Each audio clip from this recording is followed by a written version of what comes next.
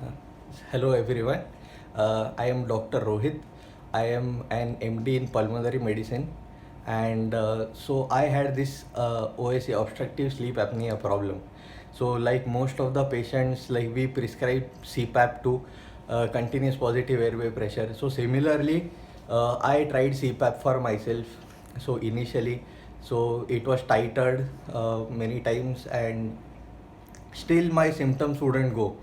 So then further it was evaluated, and then we realized that there is a deviated nasal septum since many years, and because of that there is a turbinate hypertrophy on the other side, and also there was a lot of bulk of tissues in and around the palate.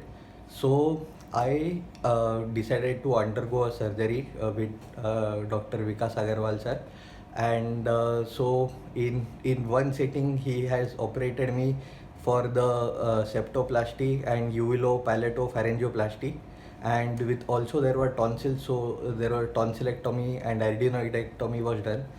And today is day 15 post surgery, and already my symptoms are so reduced. I am sleeping well.